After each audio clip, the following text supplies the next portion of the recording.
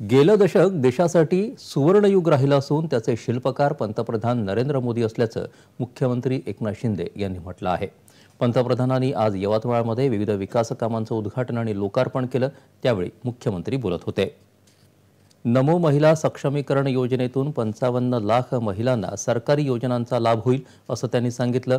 मोदींनी दाखवलेल्या मार्गावरून राज्य सरकार वाटचाल करत असून सर्व घटकांच्या विकासासाठी काम करत असल्याचं मुख्यमंत्री म्हणाले।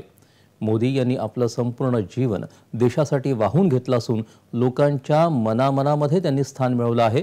डबल इंजिन सरकारमुळे राज्याच्या विकासाला चालना मिळाली असल्याचं ते म्हणाले।